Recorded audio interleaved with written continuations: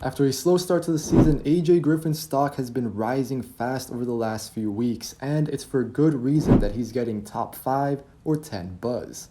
This is Floor and Ceiling. Let's break him down.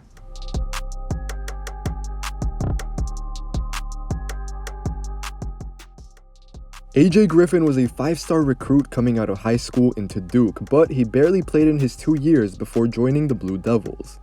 Griffin missed most of his junior season with a knee injury and then missed his senior year with an ankle injury. He spent time training with his dad and current Raptors assistant coach Adrian Griffin before going to Durham. At 6'6" with a 7-foot wingspan, Griffin was a bit part player to start the season, but gradually he's grown into a key piece whose draft stock is peaking at the perfect time. AJ Griffin's role during his time at Duke has been interesting and different to most guys who get top 5 or 10 buzz. Like I said, Griffin did not really play competitive basketball for a couple of years before getting to Duke. The adaptation process, as expected, was slow, but that's not usually what you want from a 5-star prospect. They'll come out all guns blazing, but that has not been the case for Griffin on a loaded Blue Devils team.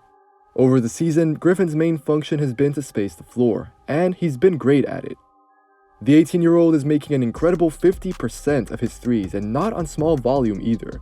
He takes 7 threes per 40 minutes and is highly reliable spotting up or catching and shooting.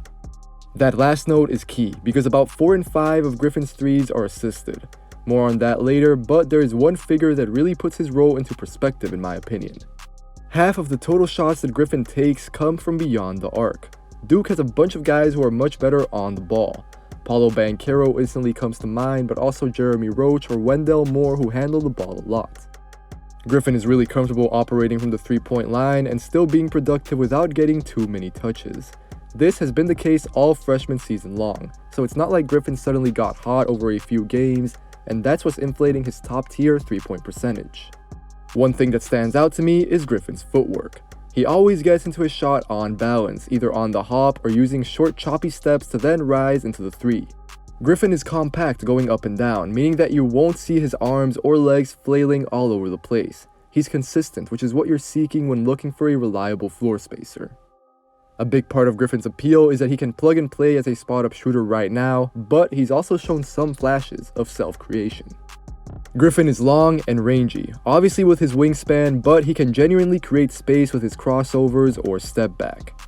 I mentioned earlier that Griffin can use choppy steps to get into his catch and shoot 3, but he is also capable of covering a ton of ground when he moves. In my opinion, this goes back to his footwork. It is snappy, quick, and decisive. Not only that, but Griffin is not the type to waste time or pound the ball. Whenever he gets the rock, he's assertive, but always within himself. You're unlikely to see Griffin make boneheaded or selfish plays. Griffin also shows mouth-watering flashes right now from the mid-range. Griffin is making 40% of his 2-point jumpers, and unlike his work from 3, just 14% are assisted. Griffin's role on the team is not to create his own offense, but flashes like this make you take notice and wonder about his upside. He is fluid off the dribble and, again, gets into everything on balance. Griffin is not one of those prospects who is good spotting up, but can absolutely not shoot off the bounce.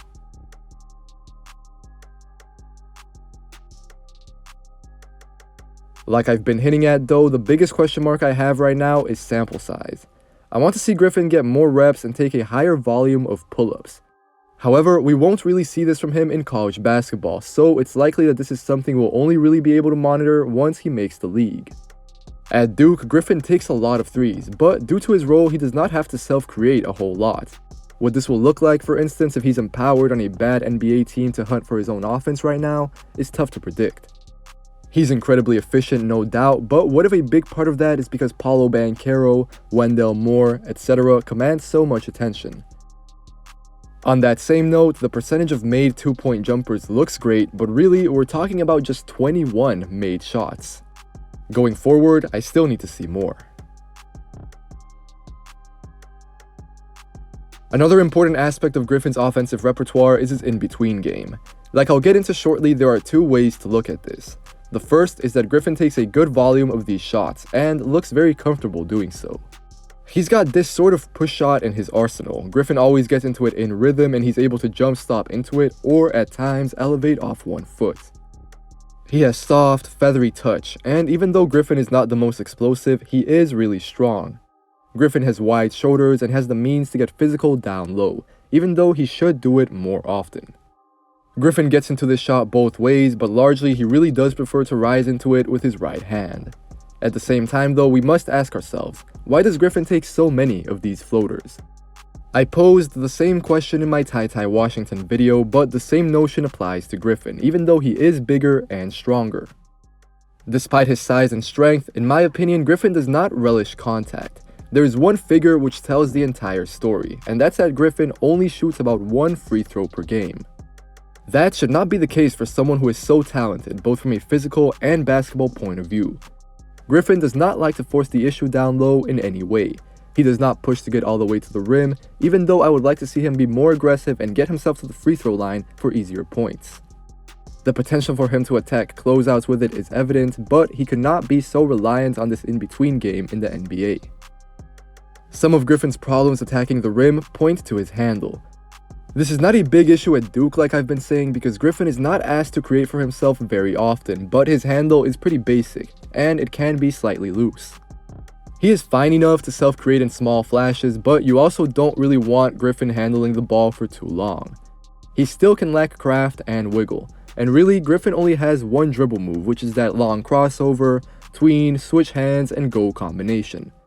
It's effective, but I want to see him get a deeper bag so that we see more examples of Griffin creating his own shot. But even though one of his main improvement areas is his finishing at the rim, that does not necessarily mean that Griffin is bad at it. Again, some of it is sample size. Griffin makes 66% of his shots at the basket and less than half are assisted, but this is on 41 shots all year and just 5 dunks. Still, you get the intrigue. If Griffin can keep knocking down his threes, has these flashes of operating in the mid-range, and then can leverage all his tools to score inside, you have a long, 6'6", 3-level scorer. Like the rest of his game, Griffin is poised and he is getting to the rim while on the ball, which is important. Griffin has the means to finish through contact, like I said, even if he does not always do so. Moreover, he's still kind of coming back from a long layoff, so it's tough to tell exactly how good of an athlete he is. But Griffin is okay enough. He can get the step on his defender at times, and I can see him punishing switches. Now, I'm interested in seeing if Griffin can combine all of his offensive flashes with any sort of passing or ancillary skills. To be fair and to repeat myself, this has not been Griffin's role at Duke. Creation is on Wendell Moore, Jeremy Roach, Trevor Keels for the most part. Still, Griffin has shown some things. He's able to get into the paint and generate a good look from 3. This is a simple but effective read. Also, I cannot really predict if this will translate, but Griffin generally shows good feel for the game.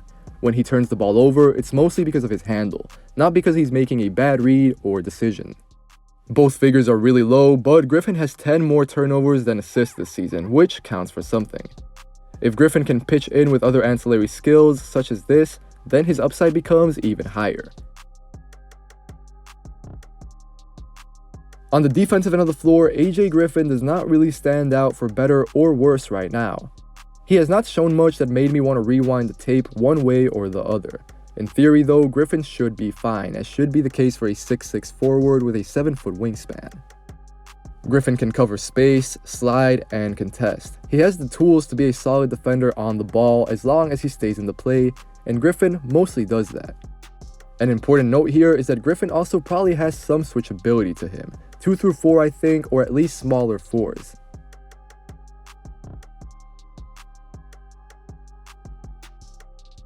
Some of Griffin's flashes off the ball have stood out a little more, if only because they give us a window into how he thinks about the game. When Griffin is engaged, he's shown good awareness, getting deflections or steals. There's even been a couple signs of rim protection when Griffin comes over and helps. In all fairness, his numbers do not pop off the page. Griffin gets half a steal and half a block per game, but that's not to the point where you're concerned about him being unproductive on defense. He can move, rotate, and really, Griffin is not someone that other teams will target as a weak link, but the other side of the coin definitely exists. Although Griffin is not someone you want to go at, he's also not someone you avoid on the defensive end. Griffin is not a stopper, and he can definitely make mistakes or have lapses. These can appear off the ball, where Griffin is guilty of ball watching or reacting late sometimes. He's got to keep improving his consistency, as he can give up cuts at times or just be undisciplined closing out. This is not especially worrying for an 18-year-old, but you do want to see him cut down on these avoidable mistakes down the road.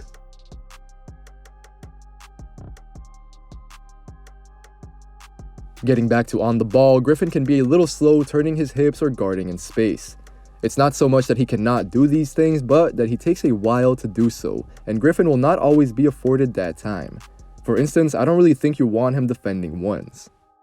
What I said earlier about not being able to truly gauge what type of athlete Griffin is also applies here. He can look okay defending in space at times, but there are also other clips where he looks very flat-footed and simple to blow by. For Griffin, I think defense is mostly just going to be about cutting down on mistakes.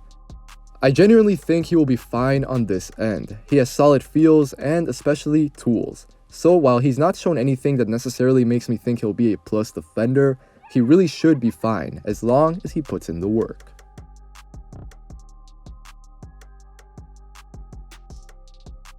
Like I've been saying, AJ Griffin is playing a very particular role at Duke, especially when we consider that he's a 5-star prospect. But there's no doubt that he's been incredibly effective in it. Now, Griffin is making 50% of his triples, which is an incredible number, and like I said in the video, it's not like this is on small sample size either. The sample size questions come in terms of, self-creation, be it his mid-range, I should say, his pull-up in the mid-range, attacking the rim as well. We don't really see him get too many dunks. He does like to settle for that floater or that little push shot, like I said. But overall, though, you can kind of see Griffin has the makings of a 3-level scorer, and he's shown flashes of it. It's just a matter of how much do you buy into what we've seen, because really we have not seen that much. But at the same time, we have to consider the circumstances. Griffin is playing on a stacked Duke team. Paolo Banchero, Trevor Keels, Wendell Moore, Jeremy Roach. All of these guys demand the ball more than Griffin, especially when it comes to actually creating on the ball.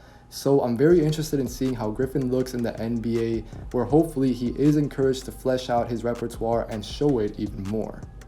On the defensive side of the ball, and I will keep this brief because I think there's going to be a lot of noise around me very shortly, but he hasn't shown too much right now. I think he's a neutral defender. He'll have flashes where he looks all right. He'll have times where, he's flat-footed and slow on the perimeter.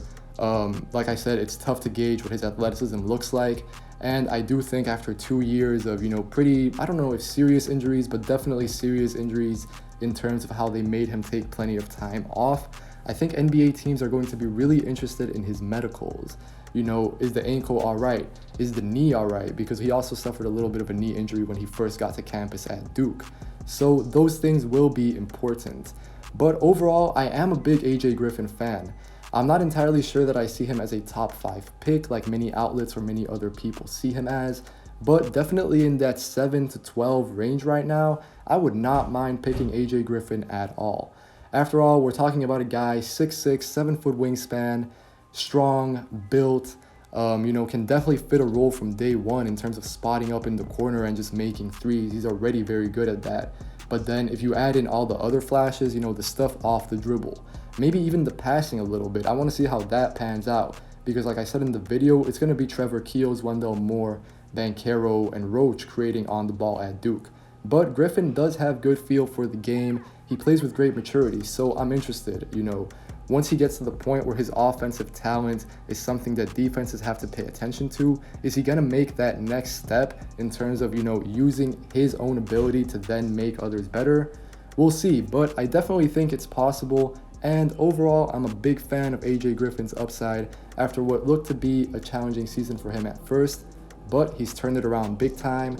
And now come the summer, I think we will be talking about him in that mid-lottery range.